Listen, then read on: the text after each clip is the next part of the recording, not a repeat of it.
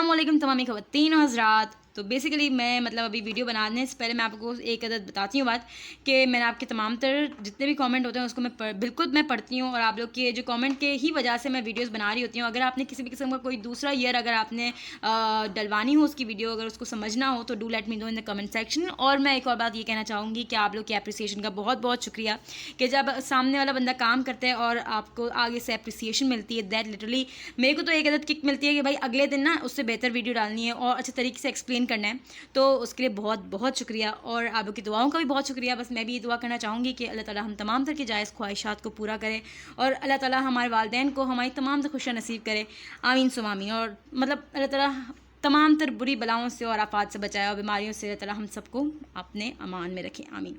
तो यहाँ पर हमारे पास एक अदद जो क्वेश्चन हमने करा था 2009 का रेगुलर का पार्ट ए, वो हमने कर लिया है, जो कि था पीरियोडिक सिस्टम। इन्वेंट्री वैल्यूएशन में भी दो तरीके होते हैं सॉल्व करने के, एक होता है पीरियोडिक और एक होता है परपेचुअल। पहला वाला था वो पीरियोडिक था जो कि मैंने अपलोड कर दिया है। अब हमारे पास आ गया है दूसरा क्वेश्चन जो कि हमारे पास परपेचुअल मालूम होता है, क्योंकि मैंने 2 से 3 मरतबा वीडियो बनाई थी, थोड़ी लंबी हो गई थी इसलिए मैंने उसको डिलीट कर दिया। तो यहाँ पर हम स्टार्ट करते हैं। तो यहाँ पर हमारे पास क्वेश्चन कुछ ऐसा है कि 1 February 2008 को कंपनी अबिड company had inventory of a commodity 150 unit और 15 उसका रेट था। ड्यूरिंग फेब इन्होंने बताया है, यानी ये पूरे साल के बारे में बात नहीं हो रही, सिर्फ और सिर्फ यहाँ पर बात हो रही है सिर्फ और सिर्फ एक महीने के बारे में। तो ड्यूरिंग फेब इन्होंने कुछ इस तरीके की ट्रांजैक्शंस की थी जिसमें हमारे पास 6 को परचेजेस हुई थी, 10 को सेल हुआ था, 21 को परचेजेस, 23 को भी सेल हुआ था। देन 25 को उन्होंने कहा कि कस्टमर ने 10 यूनिट जो कि 10 फेब को सेल हुए थे वो वापस कर दिए।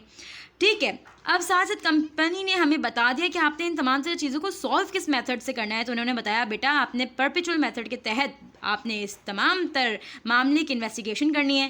तो रिक्वायरमेंट में हमारे पास क्या है, हमारे पास हमें मालूम करना है, हमें बनाना है इन्वेंट्री कार्ड बनाना है।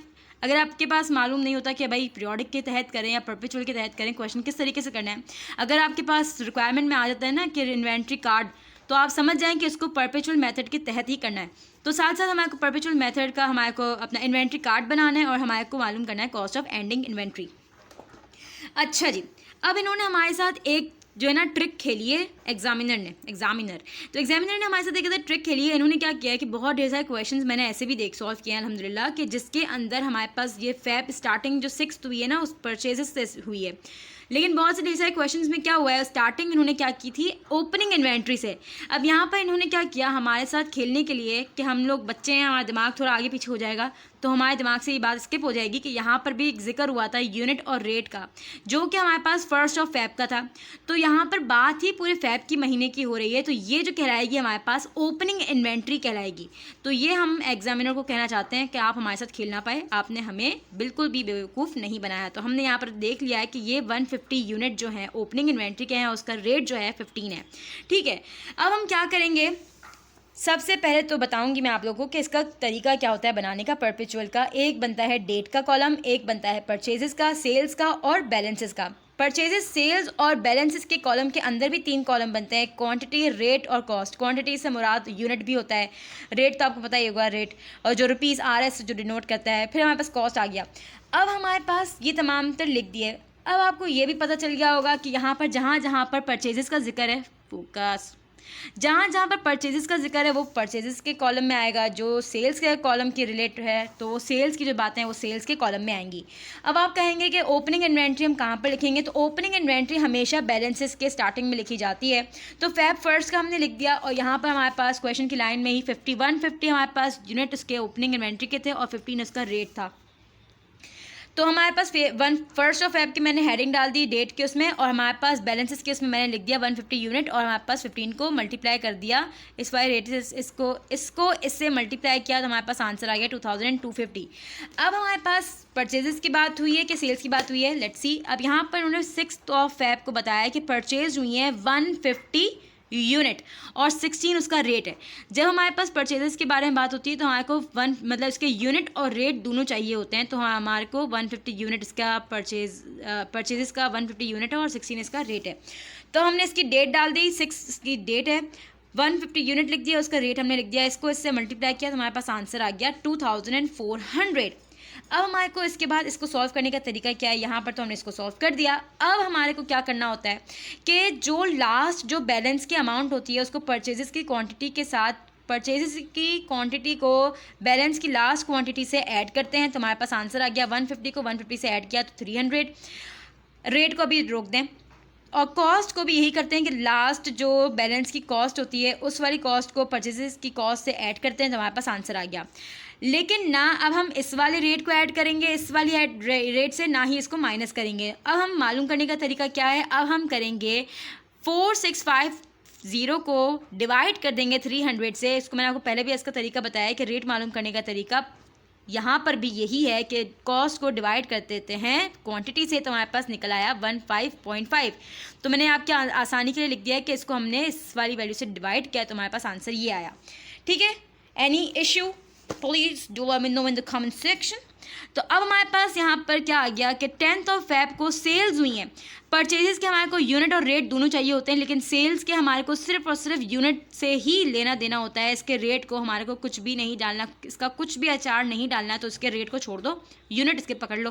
10 Feb को 10 Feb डाल दिया, 180 इसके यूनिट हैं।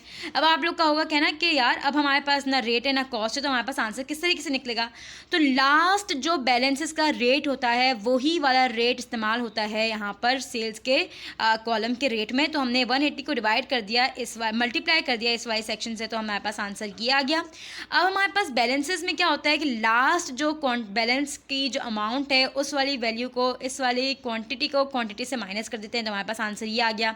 जो रेट होता है ना उसको डायरेक्ट हम रेट लिख देते हैं। ठीक है, इस वाले सेल्स में क्या होता है, सेल्स का जो रेट होता है ना उसको डायरेक्ट लिख देते हैं, क्योंकि हमने यही वाला रेट उठाया होता है। तो लिख दिया हमने। इस वाली कॉस्ट को इस वाली लास्ट बैलेंस की कॉस्ट से माइनस कर देंगे, तो हमारे पास आंसर ये आ गया। ठीक है, ये भी मुकम्मल हो गया आप लोग की आसानी के लिए। 120 किस तरीके से आ गया, 180 को माइनस किया था 300 से, तो हमारे पास आंसर ये आ गया था। ठीक है, अब हमारे पास आया ही बात 21 को फिर से हमारे पास परचेजेस हुई हैं जो कि 150 यूनिट हैं और 17 इसका रेट है। तो यहाँ पर परचेजेस की बात हुई तो हमारे को इसका यूनिट और रेट दोनों चाहिए। तो 150 यूनिट और 17 इसका रेट है। तो 21 Feb इसका हमने डाल दिया डेट, 150 यूनिट रेट हमने डाल दिया। इसको इससे मल्टीप्लाई किया तो हमने हमारे पास आंसर आ गया 2550। मैंने आपको क्या बताया कि लास्ट जो बैलेंस होता है उस वाली रेट उस वाली क्वांटिटी को लास्ट क्वांटिटी ऑफ बैलेंस से ऐड कर देंगे। 150 को 120 से ऐड किया 270।